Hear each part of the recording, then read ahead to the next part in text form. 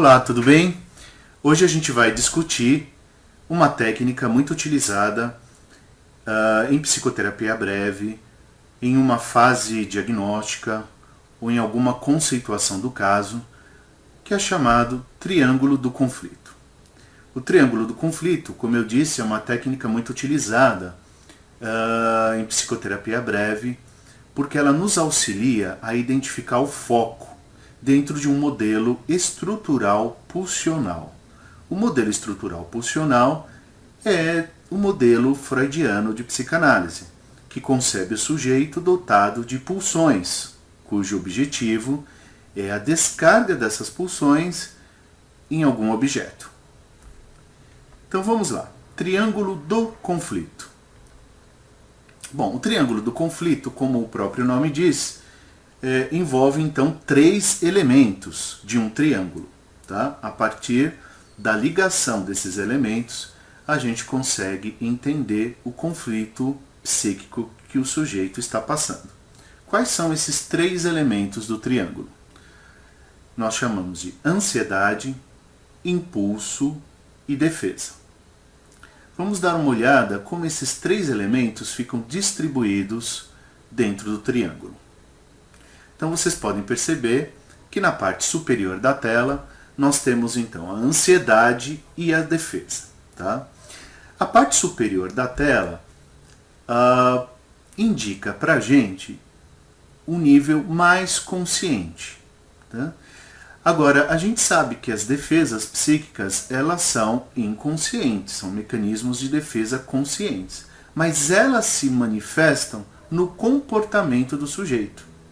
Tá? Ele pode não saber as razões de suas defesas, mas ele com certeza as manifesta. No vértice mais profundo, que é a base do triângulo, lá embaixo, aquela ponta, né? Nós chamamos de impulso, né? Impulso ou desejo. Tá? Porque é a parte mais inconsciente. Então o sujeito não tem acesso consciente aos desejos e impulsos que podem estar produzindo o conflito psíquico. Tá? Então vejamos, primeiro, a ansiedade. Como que a gente pode entender a ansiedade? Tá? A ansiedade é a sensação de ameaça diante de um perigo subjetivo. Por que subjetivo? Um perigo objetivo é aquele perigo que nós podemos ver, observar e ter consciência dele. Então, um leão, né, trata-se de um perigo objetivo. Eu estou vendo e este leão ele pode me atacar. O perigo subjetivo, não necessariamente eu tenho consciência, tá, deste perigo, mas ele se manifesta internamente. Portanto, o subjetivo aqui é uma ameaça interna. E essa ameaça provém de impulsos, desejos e sentimentos. Por isso é subjetivo. E não externa, que a gente chama de realista. Tá? Podemos estar conscientes de que estamos ansiosos, mas podemos não ter ideia da ameaça subjetiva que a desencadeou. Tá? Bom, o que seria então esse impulso? Né? Impulso são derivados pulsionais, então a gente pode pensar em desejo, afetos, ou seja, uma energia que busca se descarregar numa relação interpessoal ou um objeto. Tá? Portanto, ela é motivadora nesse sentido. Tá?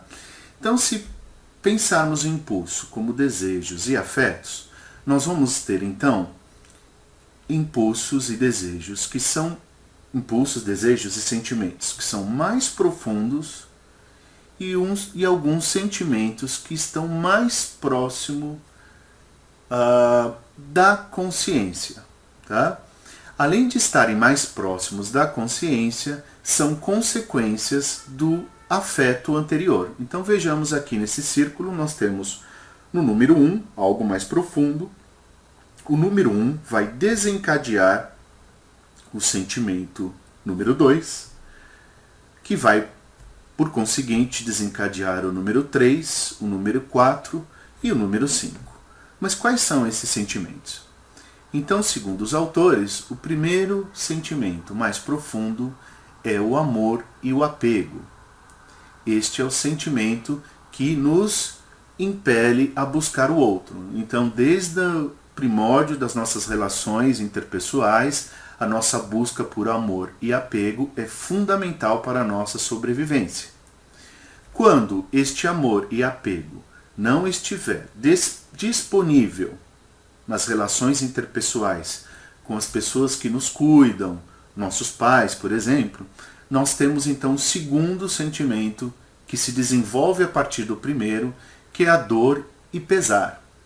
A dor da privação, o pesar da frustração, um sentimento de insegurança e de falta de confiança nos outros que se instaura, né, quando algo não é oferecido às necessidades da criança, por exemplo. O terceiro sentimento, consequência do número 2, dor e pesar, é a raiva e hostilidade. Então, uma situação de frustração mobiliza, né, no sujeito uma raiva e hostilidade. Independente se essa raiva e hostilidade possa ser expressa, o que muitas vezes, no caso da neurose, isso não acontece. Então, tanto no nível da fantasia quanto na concretude do ato, o quarto sentimento surge, que é a culpa. Então, a culpa nos informa de que houve alguma fantasia, algum desejo hostil e raivoso em direção a determinada pessoa. E o quinto elemento, que não é necessariamente um sentimento, né, trata-se das defesas contra esta aproximação emocional. Portanto, o número 5 seria o elemento defesas do triângulo do conflito, aquele que se encontra no lado direito superior do triângulo. Né? Vamos então dar uma olhada, retomando então, número 1, amor e apego, número 2, dor e pesar, número 3, raiva e hostilidade, número 4, culpa, número 5, defesas contra a aproximação emocional. Então, quando um sujeito que está vivendo uma situação de conflito e sofrimento e busca uma terapia, o terapeuta vai entrar em contato, né, com as primeiras camadas, tá, deste ciclo. E o intuito da terapia é fazer com que o sujeito possa manifestar as camadas mais profundas no que diz respeito aos afetos, sentimentos e desejos. Tá? Bom, o que seriam as defesas? Né? São manobras defensivas para diminuir a ansiedade. Elas são inconscientes. E qual é a função dela? As defesas, elas existem para diminuir a ansiedade, aquele sentimento de desamparo, né, frente a uma ameaça subjetiva. Mas as defesas, elas têm também a função de manter esses sentimentos encobertos distantes da consciência. Né? Portanto, né, olhando de novo o triângulo, o terapeuta ele precisa combater as defesas para que os sentimentos encobertos, os desejos, possam se manifestar na relação terapêutica e a partir daí ser trabalhado com o terapeuta. Portanto, como estratégia psicoterápica, adotamos o quê? O combate às defesas para que surjam os sentimentos encobertos. Trata-se, portanto, de uma estratégia mais confrontativa em relação às defesas e não ao sujeito em sofrimento. A palavra confrontativa pode dar a ideia de algo agressivo e não se trata disso. Se trata de confrontar o sujeito com as defesas que ele está utilizando, com os sentimentos que ele está evitando. Então trata-se de um convite ao sujeito olhar suas próprias contradições, suas ambivalências, para que a partir daí, uma vez que as defesas se diminuam, o sujeito pode manifestar as camadas mais profundas junto ao terapeuta. Na próxima aula, a gente vai ver o triângulo do insight.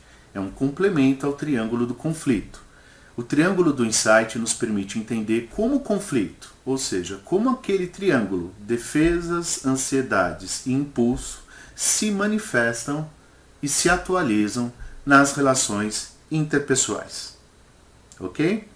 Nessa aula, nós utilizamos bibliografia básica do Davan Lu, que foi quem desenvolveu o triângulo do conflito, e David Malan, que além de adotar o triângulo do conflito, desenvolveu o triângulo do insight, que falaremos na próxima aula. Ok? Um abraço, tchau!